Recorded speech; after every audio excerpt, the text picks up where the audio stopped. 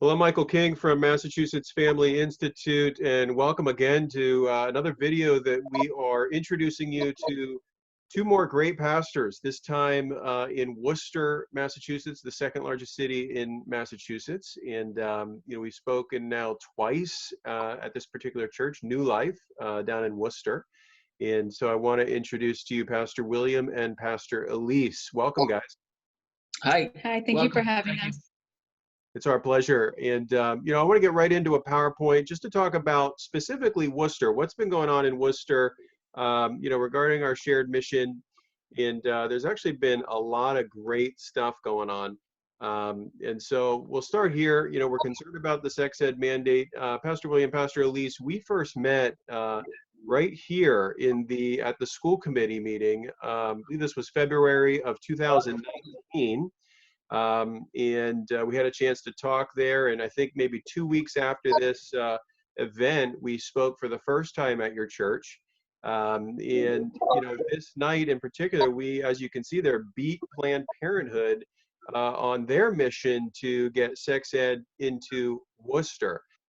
So the second largest city in Massachusetts, we were able to defeat an organization like Planned Parenthood and protect young minds from the explicit, even pornographic sex ed being taught to our kids in the public schools. And here's some other pictures from that evening. There's some pastors there in the balcony, and we've spoken at their churches as well in Worcester. So very successful night. I had the chance to talk for 3 minutes and just speak right from the curricula about how they want to redefine abstinence, and not something I always like doing, but stuff they're teaching our kids in the schools. This I was going to tell you, Pastor William. This is in Lynn, where again we outnumbered Planned Parenthood and one of their organizations, Girls Inc., when they wanted to legalize the giving out of hormonal contraceptive at on-site health clinics at the high school. Now, unfortunately, this evening, we were not successful to stop that. So now a 12-year-old girl can get a depot shot, which is a 3-month hormonal contraceptive shot in her arm without parental consent. So just to put that in perspective, you need a parental for Tylenol, but for a 3-month depot shot that we know can have serious health effects on our young girls especially, you do not need parental consent for that. And again here, another picture in Lynn where so many people, especially from the Hispanic churches in Lynn, showed up this night to let their voice be heard. And so the concern here, again, Planned Parenthood being behind so much of this sex ed in our schools, redefining abstinence. These are the lists of contraceptive that are being taught to our kids in the public schools. You can see here abstinence there at the top. But again, all these other options that really just over-sexualize kids and make it look like this is completely normal. I didn't mention this when I was last at your church, but Planned Parenthood now has this program where they train 12-year-olds to say that STDs, sexually transmitted diseases, are now normal, that we want to take away the stigma of these actually being diseases that are harmful for children. In Lynn, we found out this was part of the curriculum there, the sexuality tree. Again, instead of the family tree, now we're talking about the sexuality tree and all of these different relationships in your life, whether it's in your immediate family, your extended family, your friends, to see these relationships through the prism of a sexual prism. So again, so much to be concerned about, and all the more reason to be partnering with churches like yours to get the word out. So here again, we talked about this at your church, the genderbread person, redefining gender. This curriculum, as I've said at your church too, taught in the preschool 4-year-olds regarding these issues, and then the high school curriculum saying that your gender can change from day to day within 24 hours. So they call this medically accurate, but clearly it is not. And then Wayland High School, the recent theater ensemble called Pronoun, again normalizing such thinking. Just to give you an update, we were recently at the State House. The state Senate had a vote where they approved the sex ed mandate 33-2, but it still needs to go through the House, still needs to go through the governor's office. I was thankfully just told by a legislator that this particular bill is going nowhere, especially in this crisis. So definitely want to encourage people that your voice is being heard. And lastly, if you're concerned about this, watching this video, text the word education to 797979. You'll receive a link to a virtual parent forum that we provide for you to explain exactly what's going on in our schools regarding this concerning issue. And if you haven't yet, and I don't know, Pastor William or Pastor Elise, if you've gone on Massachusetts Informed Parents on the Facebook, but this is a page that our office has helped to, Mary Ellen Siegler in our office has put this together, Massachusetts Informed Parents, everything you could possibly want to know about what's being taught in the school regarding this issue. So definitely want to encourage people to check that out, Massachusetts Informed Parents. Here's an example of a parent forum we did in Stoneham. We had about 50 concerned people come out just in the town of Stoneham. And then lastly, again, text the word education or educación to 797979. You'll also get a link to the opt-out forms, whether that's in English or Spanish. We'd love to create a movement on the opt-out for parents to opt their kids out of sex ed, which is completely your right to do in Massachusetts. And I want to encourage you, Pastor Elise and Pastor William. Now we have, I think, I want to say over 1,000 people have now clicked on that particular link to opt their kids out. And I know a lot of people at your church took that form home with them to hopefully opt their kids out as well. So that was a lot to kind of go over there, but I want to just introduce you guys and just have you guys have a chance to talk about how we've partnered together to both educate your church. I mean, you've been so gracious to allow us to come for an hour at each of your services on a Sunday morning, giving the entire sermon regarding these issues and sanctity of life issues, religious liberty issues. If you could speak to just the value that you see in that, the message you've gotten from your church and what they're saying about, these kinds of presentations. Yeah, Michael. Well, first of all, I just want to thank you for giving us this opportunity and for taking this time and everything that you do to, bring this information, especially to us as congregations. We definitely believe that the church needs to be in the forefront. We need to be engaged and we need to be involved in what's going on in our society. So we just wanted to thank you for that. We found so much value. The information that we've received these couple of times that you've been at CAVN, we've had so much response from the people. Some of these people that they've never even heard that these things were going on. And it just gave them the opportunity to learn and understand what's happening in our society and how we can be engaged and we can also contribute in stopping from these things occurring. Yeah. So we found so much value and we were actually looking forward in going to Lobby Day, but because of this whole outbreak, we had to postpone it. But we had a lot of people that were willing to go and stand for what we believe. Yeah, that's awesome. Just to talk on Lobby Day, I want to mention that you guys were willing to actually sponsor a bus this year, which was fantastic. We had 500 people come last year. We were expecting 1,000 people to come down to the State House from all over the state. I think we had about 10 buses procured for the day, just in buses, and usually a third of the people come by bus. So that should tell you that we're expecting a good crowd, there at the State House. But Pastor Elise, too, I want to give you a chance to speak to, your perspective as well. Absolutely. As Pastor Willie said, we are very appreciative of the opportunity not only to open the doors for information such as this to be shared with the church, but also be involved in being part of the movement. We know that many mothers like myself, we are concerned with the education of our children and what is being infiltrated in our public schools. So being able to evaluate the curriculum, know what our children are being informed with, helps us to be vigilant, number one, and number two, also have the opportunity to sit down with our children and ask them, hey, what are you being taught in your health class?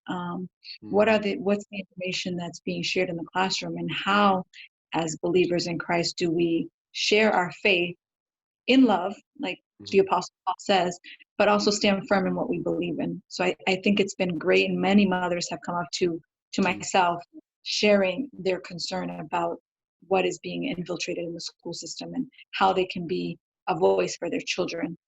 So thank you. Even the opt-out forms that you were able to provide was just a stepping stone for parents to get more involved and know that their voice will be heard. Yeah, and I support. Yeah, and I think the word that you use, movement, is a really appropriate word in so many ways. You know, one of the things that you mentioned, the opt-out, we're trying to create a movement of so many parents opting their kids out, that really what we love to see is enough kids opting out that you start to get this crowd of kids in the library during the sex ed class, that now the school is forced to have that conversation with the parents and say, okay, look, obviously you don't want your kids in this class.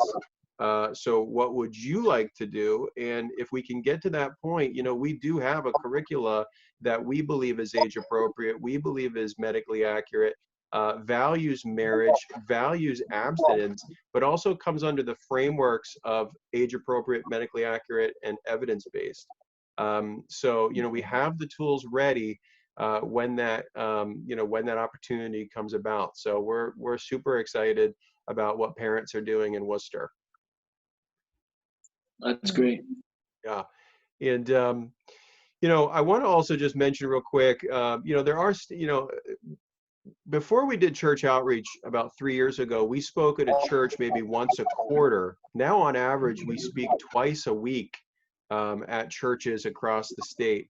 And that's really having an effect. So, and we're excited about more and more doors opening, but what could you say to pastors out there that might still think, hey, MFI is a little too political, a little too Republican, you know, not that we mention any of these words, you know, Republican, Democrat, independents, you know, when we go out and speak, but, you know, what would you say to pastors that, you know, might have that concern about MFI?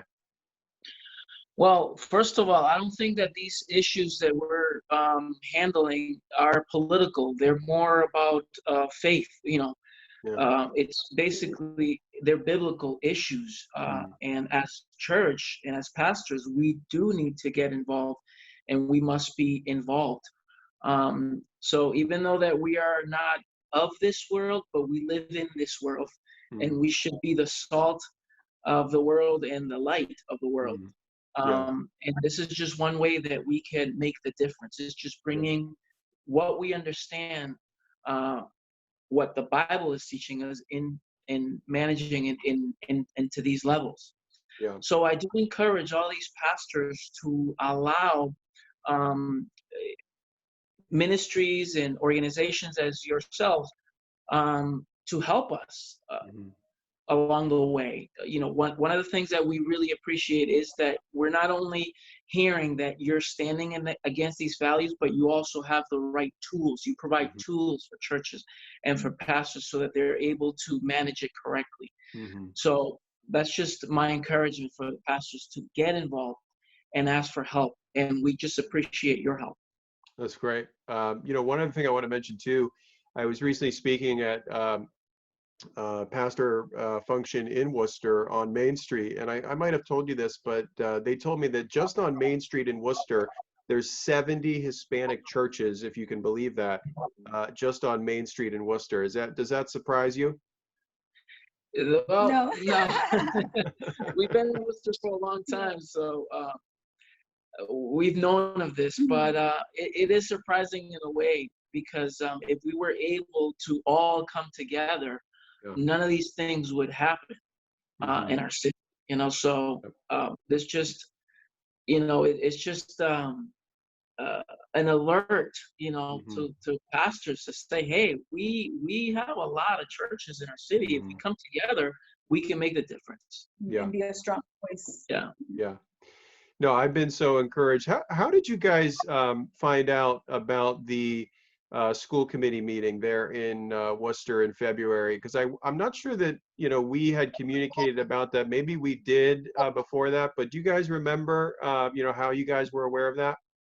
Yes, I received an email from Brenda from the pro-life ministry in Worcester. Hmm. Um, Oh yeah, from Clearway. Clearway Clinic, yes. Clearway. Yeah. Clearway Okay. Clinic.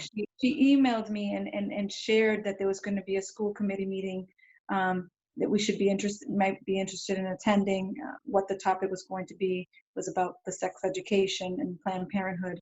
And of course, we've supported Clearway Clinic. Yeah. We believe in their mission Mhm. for pro-life. So we took advantage and attended.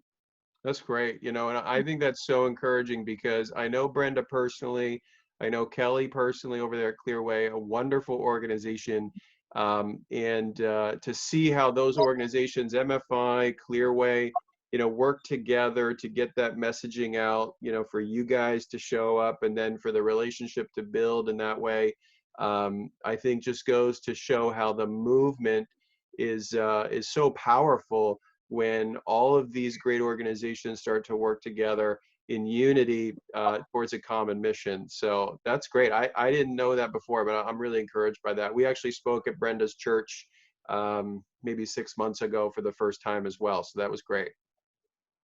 Yeah. Wonderful.